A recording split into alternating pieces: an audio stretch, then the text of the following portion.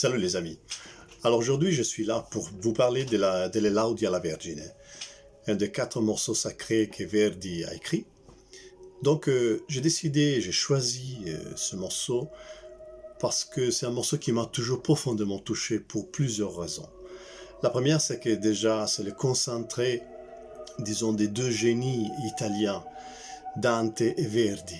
Effectivement, le texte de Laudia alla Vergine, c'est un extrait de la Divina Commedia, qui est l'opéra par excellence italienne, et mis en musique par Verdi, qui est un autre très grand génie que tous les musiciens et tous les passionnés d'opéra connaissent.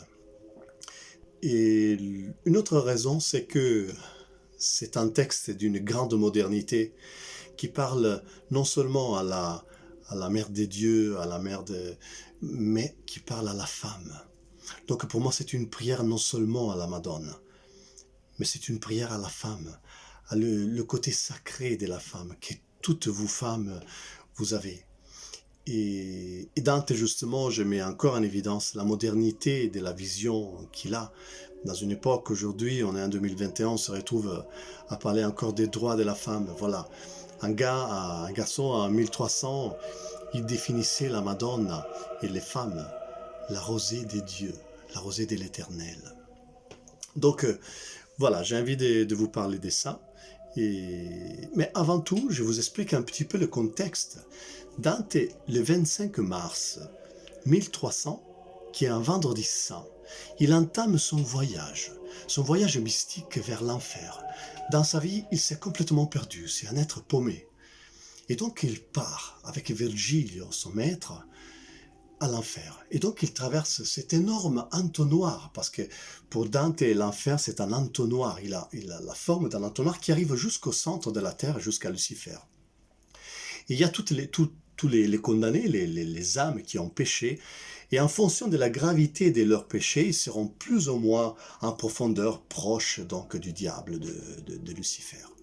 Donc il traverse tout ça, il verra plein de personnages plus ou moins connus, et après il arrivera dans la grande montée du purgatoire, jusqu'à arriver au paradis.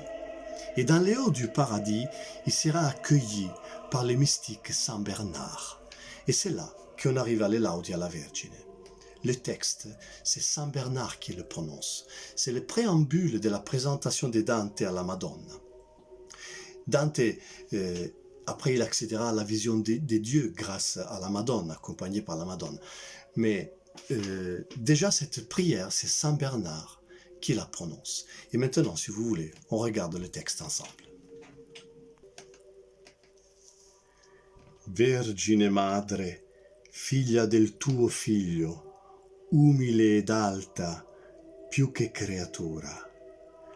Vierge mère, fille de ton fils, humble et élevée, plus que toute créature.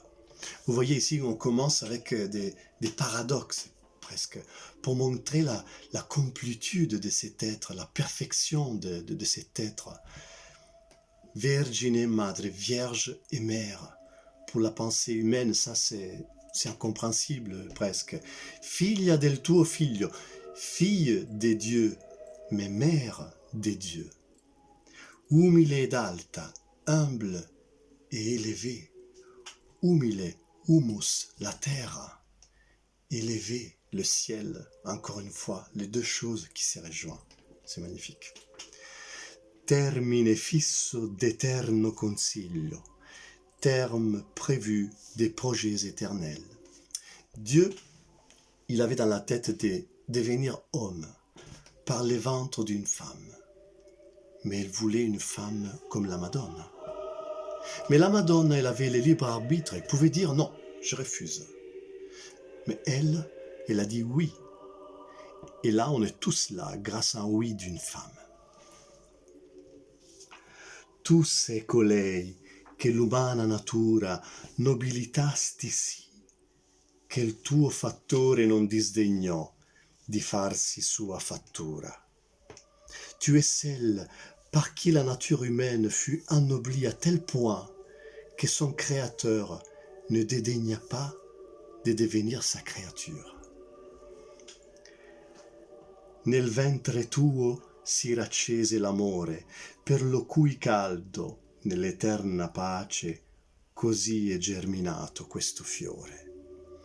Dans ton ventre s'est rallumé l'amour, dont la chaleur dans la paix éternelle a ainsi fait éclore cette fleur, c'est-à-dire les fils de Dieu.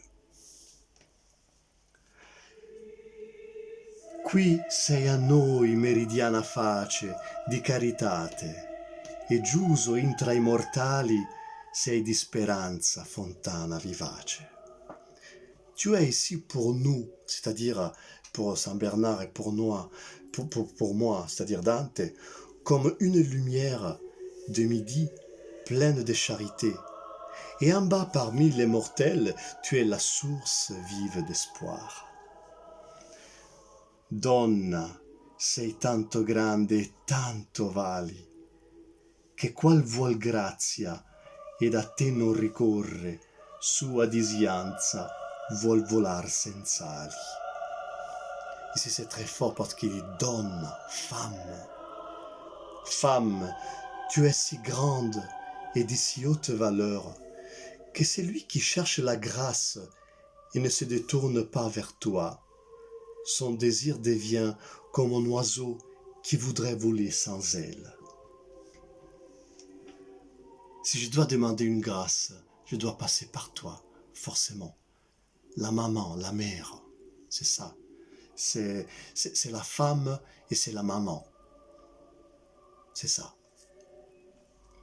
La tua benignità non pur soccorre a chi dimanda, ma molte fiate liberamente al dimandar precorre. Ta bienveillance ne secourt pas seulement ceux qui demandent, mais maintes fois, librement dévance sa prière. Même ceux qui ne te prient pas parfois, ils ont ta grâce, parce que toi, généreusement, tu y vas toute seule. In te misericordia, in te pietate, in te magnificenza, in te s'aduna quantunque in creatura e di bontate. En toi miséricorde, en toi pitié, en toi magnificence, en toi s'est réuni tout ce qui, dans les créatures, est bonté. Tu es un concentré de la bonté humaine. À la fin, c'est Ave, Ave. Pianissimo, le premier. Più piano, le deuxième. Chanter piano. Ici, c'est pas Nabucco, c'est pas Aïda. C'est un Verdi qui te prend dans ses bras. C'est la maman qui te prend dans ses bras. Et c'est un petit peu la réponse à tous ceux qui disent que Verdi, c'est son papa. C'est pas vrai. Ce n'est absolument pas vrai.